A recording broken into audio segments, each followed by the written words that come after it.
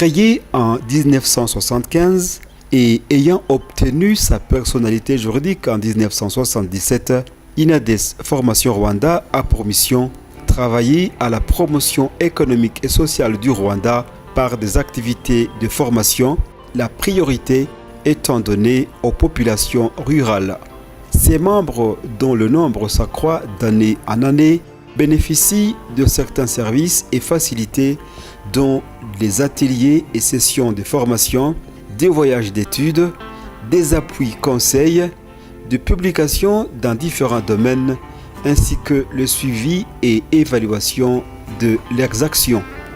Faut-il également noter le renforcement des capacités dans différents domaines, à savoir l'intégration de l'aspect genre dans toutes leurs interventions, ainsi que les techniques de plaidoyer, les rendant aptes à prendre certaines positions et défendre leurs intérêts en cas de besoin. Dans ce petit film documentaire, nous sommes honorés de partager avec vous quelques bonnes pratiques que INADES Formation Rwanda valorise dans le pays de 1000 collines. Tour à tour, nous parlerons de l'amélioration de l'élevage du poulet local, les bonnes pratiques de conservation des sols et des eaux, et enfin, nous parlerons de la production du haricot. S'investir dans ces différents domaines, pour INADES Formation Rwanda, ce n'est pas le fait d'un hasard quelconque, mais plutôt le choix d'une appréciation limpide. L'INADES Formation Rwanda gère actuellement 3 projets. Il y a le projet de promotion de l'agriculture durable inclusive financé par Alboan et qui va prendre fin cette année au mois de décembre. Il y a aussi le projet de valorisation des vivres de souveraineté financé par Misereon. Il y a aussi le projet pour la promotion de l'agriculture familiale de 5 ans qui est financé par BD. Mais étant donné qu'il y a une bonne relation, un partenariat fort avec les agences onusiennes, nous venons très récemment de signer 2 contrats de prestations avec FAO et UN Women. En tant que responsable d'une ONG comme INADES, je suis satisfait du rôle joué par INADES, par le fait que INADES intervient principalement dans l'agriculture, mais aussi avec des activités liées à l'agriculture, notamment à la protection de l'environnement, à la nutrition. On intervient dans toutes ces activités. Il y a une satisfaction aussi au niveau de nos bénéficiaires. Dans la zone d'intervention de INADES Formation Rwanda, comme ailleurs dans le pays, la viculture traditionnelle est généralement considérée comme une activité de moindre importance. Les poules locales sont petites, rustiques et bonnes couveuses. Les coqs sont rares car ils sont souvent vendus. Dans la plupart des ménages, ce genre de bétail appartient aux jeunes membres de famille ou aux personnes âgées. Elle s'oppose à la viculture dite moderne, souvent pratiquée par quelques individus en périphérie des villes ou dans des campagnes. Dans ce type de modernisation de la viculture, ce sont surtout les poules pondeuses ou poulets de chair exotique qui sont élevés. Umurimo nibandaho jewe ni ubuhinzi n'ubworozi. Mu bworozi norora inkoko, ni ubworozi mazemo imyaka 3. Iyo urebye bumaze kunteza imbere, bumaze no kungeza kuri byinshi byiza. Mfite inkoko 1250. Ingorane duhura nazo kuko noroye inkoko z'amapondeze zitanga amagi, rimwe na rimwe ni nko kurwara indwara z'umuntu atamenyereye neza. None no gusaba ibiryo byinshi bifite n'intungamubiri, wenda bagenzi bacu bakadufasha uburyo bwo kubona imiti umuntu akabasha kuzivura. Cependant, avec le croisement naturel avec des géniteurs de race améliorée, il y a lieu de parvenir à des résultats irréprochables. Mais bien entendu, il convient que des coqs améliorés soient disponibles. Venez avec nous sur les traces de Madame Jeannette Munyakazi. Nous sommes dans le district de Ngoma, sur le pied du lac Sake. Inkoko none inkoko za koroyira zitwa koroyira ni icyororo kiva mu Buhinde, navuga ko ari nk'inyarwanda yo mu Buhinde.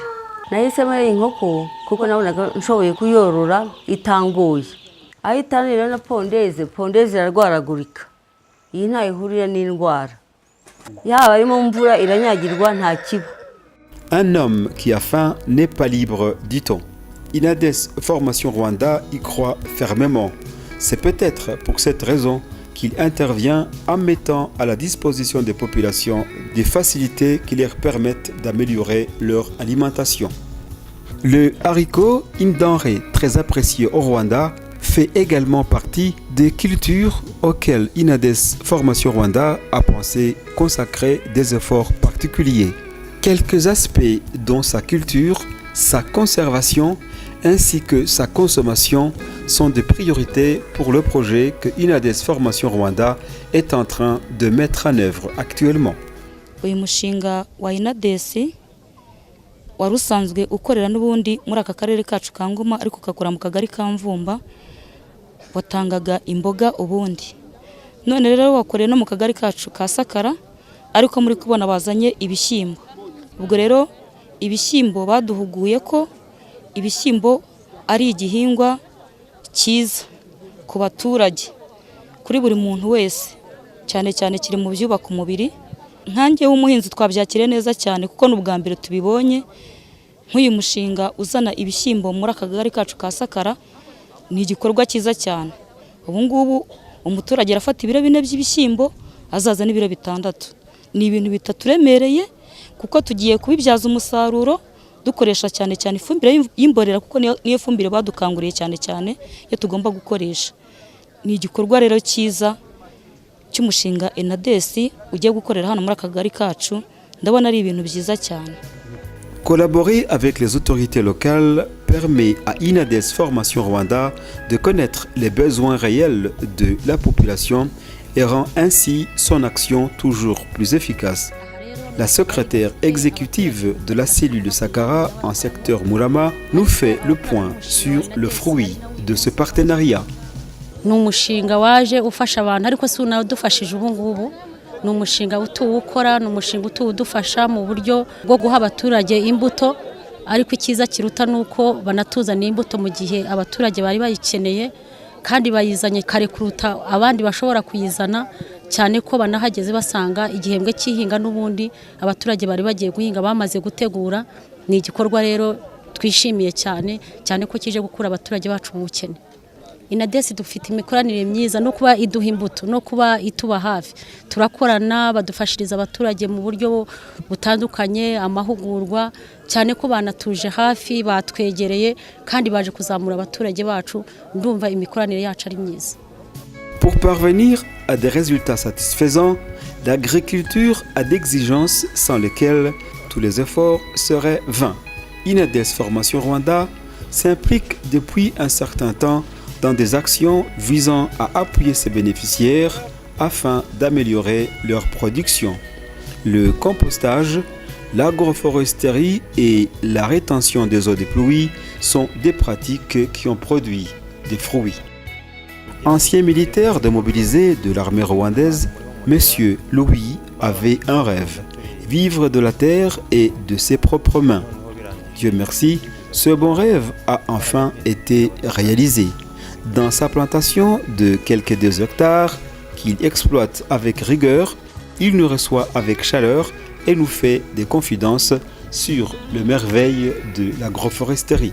Kuvanga ibiti akamaro kabyo iyo bivanze n'indi myaka, hahande igiti kiri uko amababi agenda amanuka arasasira, yongera uko igihe kigenda kigera imbere akabora akabyara ifumbire, bityo kandi igihingwa ntikishwe n'izuba cyane gukabye.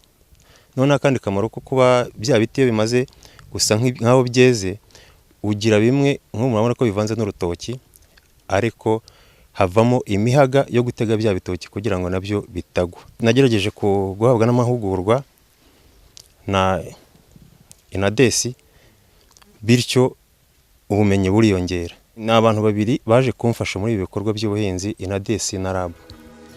Cette bonne dame qui, à un certain moment, croyait qu'elle ne pouvait pas réussir dans ses activités agricoles sans disposer des engrais chimiques, est aujourd'hui prête à contredire quiconque persisterait à le lui faire admettre.